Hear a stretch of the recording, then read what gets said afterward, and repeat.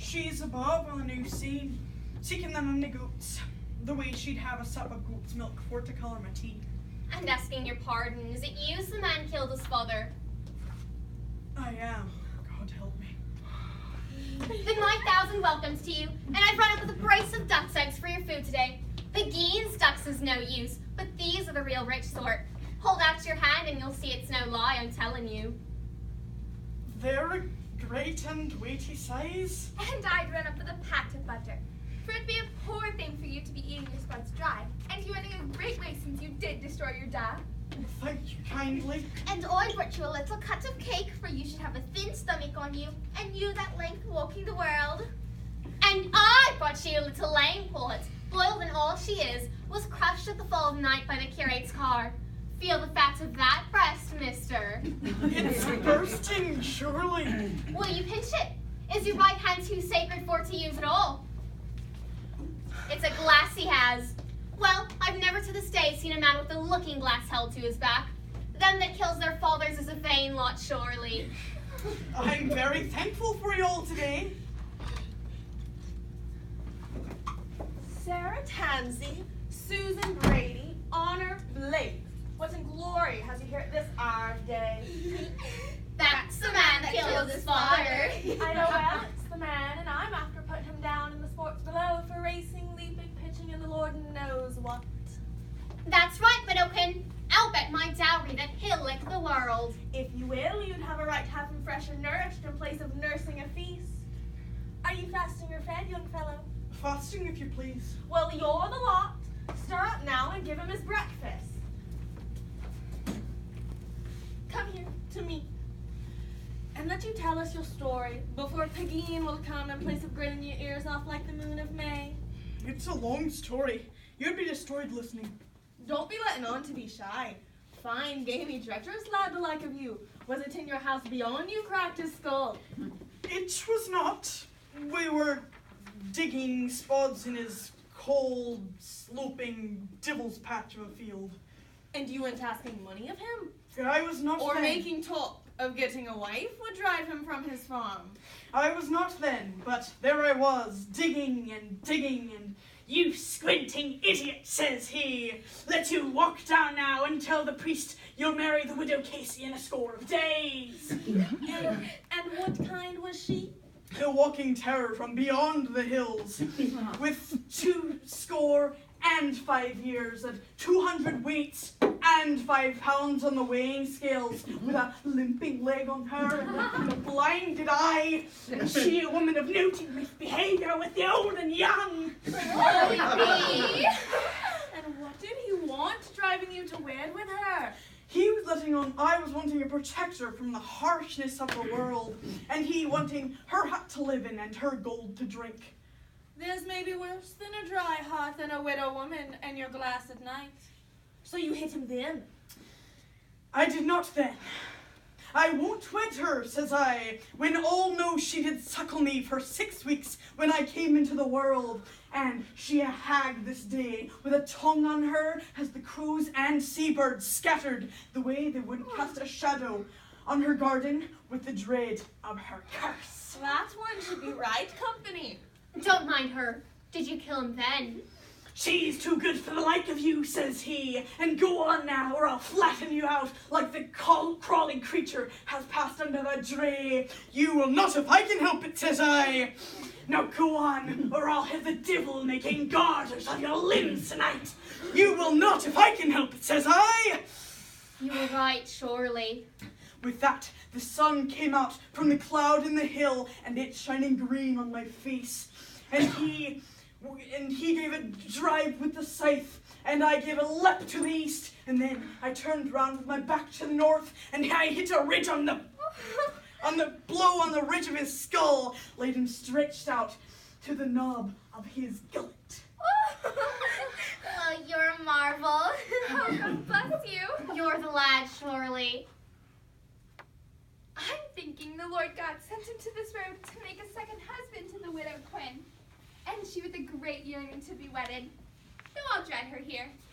Lift him on her knees, Sarah Tansey. Don't tease him. Well, your hero surely, and let you drink a supine with your arms linked like the outlandish lovers in the sailor's song.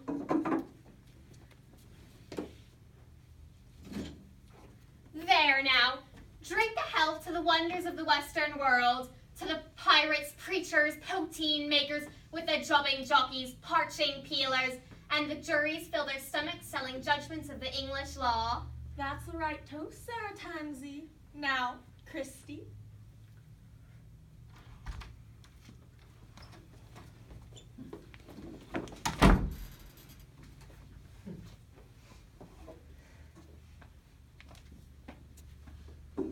What is it you're wanting? An ounce of tobacco. Have you tuppence? I've forgotten my purse. Then you'd best be getting it, not fooling us here. And what is it you're wanting, Widow Quinn? A penny, a starch.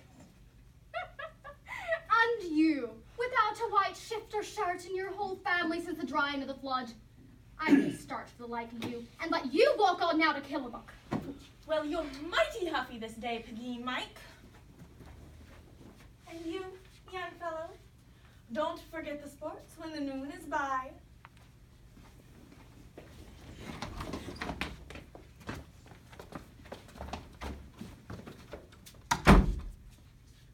Fling out that rubbish and put them cups away. And shove in that bench. And hang that glass back up on the nail.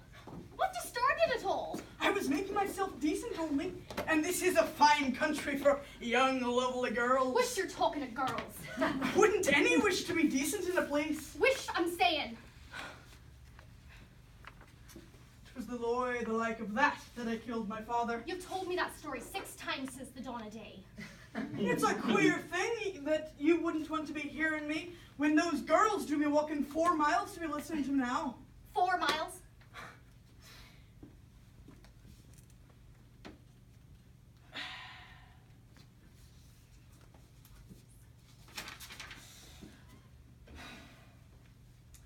Didn't himself say there were only 4 bona fides in this place? It's bona fides by the road they are, but that lot came over the river lepping the stones. It's not 3 purges when you go like that. And I was down this morning looking on the papers the post boy does have in his bag.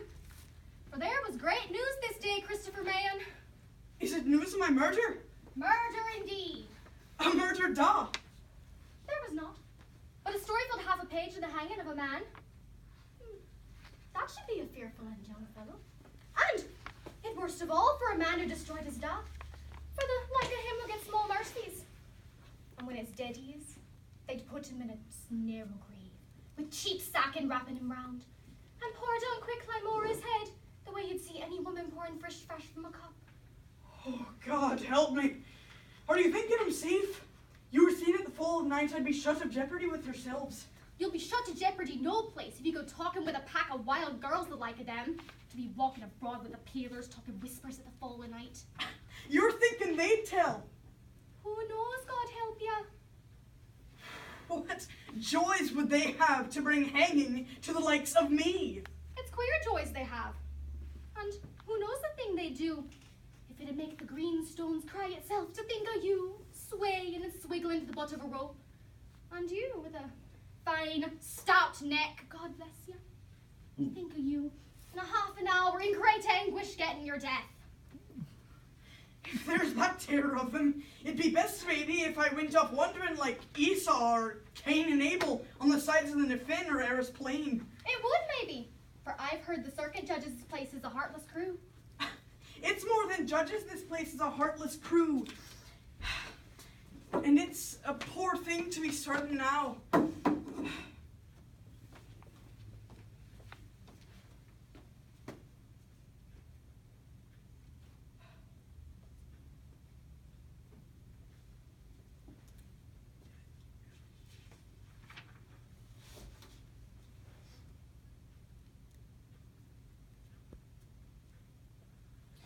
It isn't a poor thing to be starting again, and I, a lonesome fellow, will be looking out on women and girls the way that poor, needy spirits do be looking on the Lord.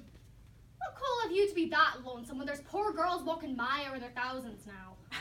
It's well you know what call I have. It's well you know it's a lonesome thing to be passing small towns with the light shining sideways when the night is down, or going through strange places with a dog nosing before you and a dog nosing behind, or being drawn to the large cities with voices kissing and then talking of deep love in every shadow of a ditch, and you passing on with an empty, hungry stomach failing from your heart.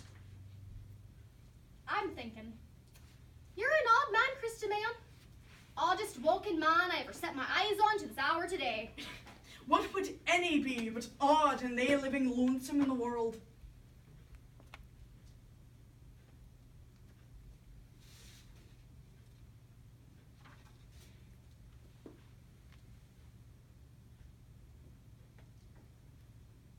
I'm hard set to know what way a coaxing fellow like yourself should be that lonesome either. Coaxing? Would you happen to think a man never talked with the girls at the words you've spoken today? I wish to God I was letting on. But I'm my whole life lonesome, and born lonesome, I'm thinking, as the moon of dawn. Well, it's a story I'm not understanding at all, Christy man. Why, you'd be worse than another. It's little I'm understanding myself. With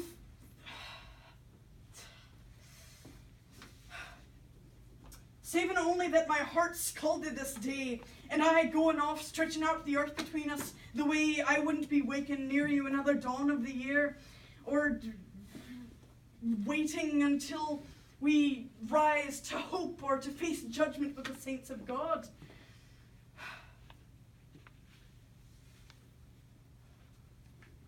If you're gonna leave, just leave.